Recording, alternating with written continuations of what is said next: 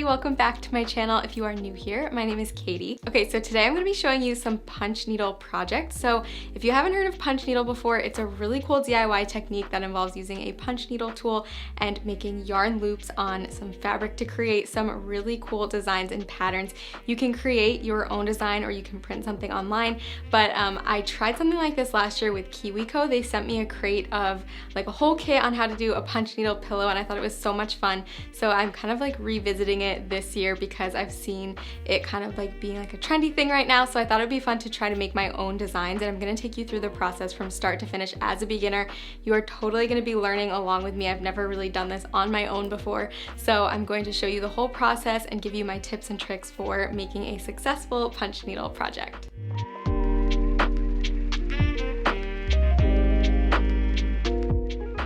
The first thing you'll need is either a punch needle frame or an embroidery hoop to keep your fabric in place while you work on your project. I'll leave links for the frame and all of the supplies that I'm using today in the description box below. The fabric that works best for punch needling is called monk's cloth, and as you can see, it has holes in it that make it easy to push the needle through. So I laid my fabric out over my frame, and then I used the clamps that come with it to secure the fabric to the frame. The monk's cloth should be tight in the frame or hoop that you use.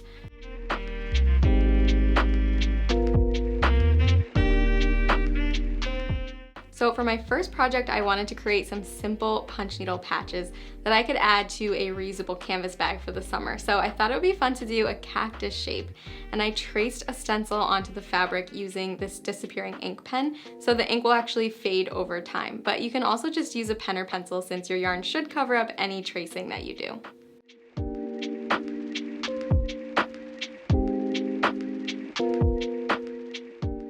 So this is a punch needle, and it has a few settings on the back that will allow you to change the size of the yarn loops. Personally, I prefer to have smaller, more close knit loops, so I stick to the C or D setting. It's fun to play around with each of these though before you get started so that you can see which one you like the best. To thread my yarn, I'm using this very thin piece of wire that is bent in half, and I took my yarn and slid it down to the bottom of the wire. Then I grabbed the other two ends of the wire and pushed them through the hole at the bottom of the punch needle tool. I pushed it all the way up to the top until the ends poked through, and then I pulled the yarn up out of the top.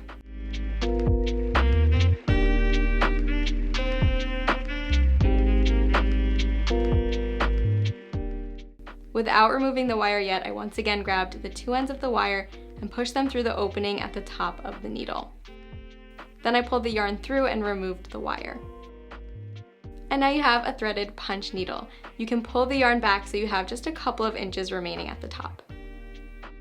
And now for the fun part. So to start, pick a corner or outer edge of your design and poke the punch needle through at an angle with the open part of the needle facing away from you.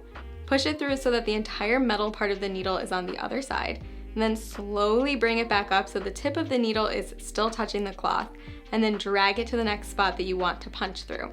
An important thing to remember is to always leave a lot of slack on the yarn at the bottom of the needle. If you don't do this, your loops will start pulling out of the fabric. If that does happen, it's totally not a big deal at all. It happens to me all the time. So just add some slack and then re-punch the loops that got pulled out. This process will get a lot faster as you get used to it. It always takes me a little bit of time to get started, but then it just like flies by once I get into a rhythm. It's actually a really perfect cloudy day activity, and I find it pretty relaxing. Once you've completed the border, then start the next row by punching as closely as possible to the previous row of loops. Go all the way around again and repeat this process until you reach the middle. Then you can snip the yarn and flip it over.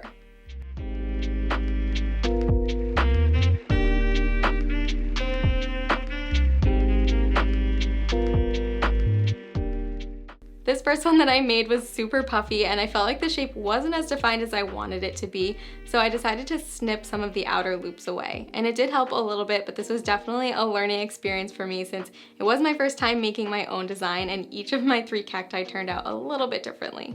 To turn these into patches that I can attach to my canvas bag, I'm using Heat and Bond. So I cut out a very small piece, roughly the size of each cactus, and then I put it adhesive side down. It's kind of hard to tell on camera which side is which, but it's very obvious in person when you're using it. Then I pressed my iron on top for about 2 seconds, making sure to cover each section.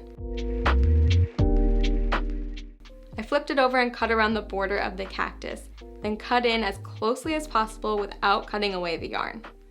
Be careful not to get too close or you risk pulling out your loops and ruining the shape completely.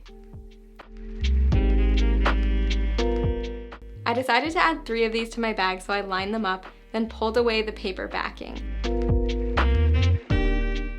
I held the cactus in place and flipped the bag over and pressed the iron on from the back for about 8 to 10 seconds. Now each of my cacti are fully attached to the bag, and I think this will be such a fun bag for this summer. Okay, so here is how my little tote bag turned out. I think it's so cute. Like I said, I wish the shapes were like a little bit more defined, but I still think it's really fun. I've got my little beach towel in here. Definitely gonna carry it to the beach this summer or to the farmer's market or something cute like that.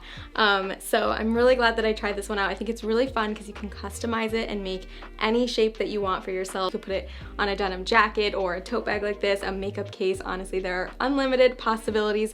So I'm really glad that I gave this one a go.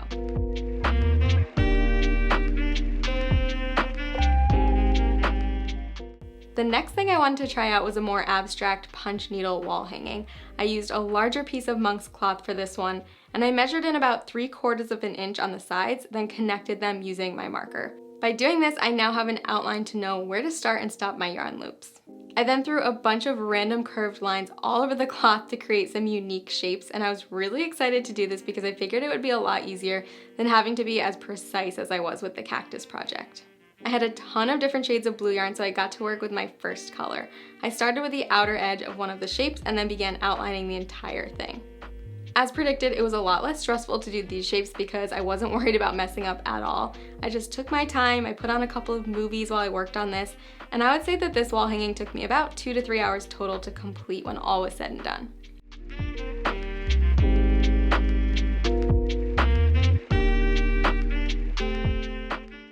Because I was doing so many different shapes for this one, I played around with the loop size settings on my punch needle tool. I switched between the smallest setting and the next one right above that, and it really helped to make the texture of the wall hanging more interesting.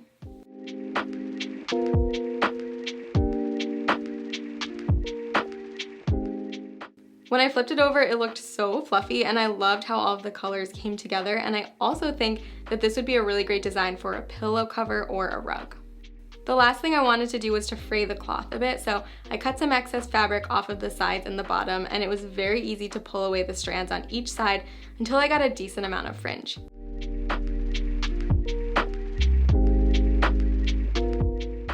This is totally up to you, but I thought I added a fun boho touch to the wall hanging.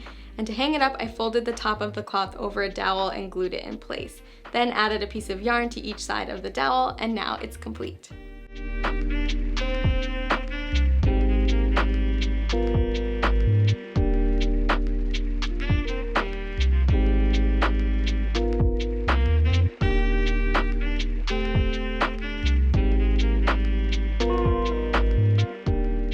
Okay, you guys know what to do. Let me know in the comments down below which one of these projects was your favorite. Personally for me, I think I'm gonna go with the wall hanging, but I did love both of them. I just wish the shapes of the cactus were like a little bit more defined, but I still think the idea of a tote is super cute, or just patches in general to put on like a denim jacket or something. I think that is so much fun. So let me know what you guys think, which one was your favorite. And as usual, make sure you're subscribed to my channel and hit that notification button so you get notified whenever I post a new video.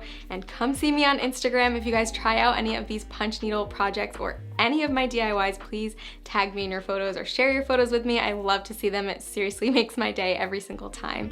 Thank you guys so much for watching, and I'll see you soon.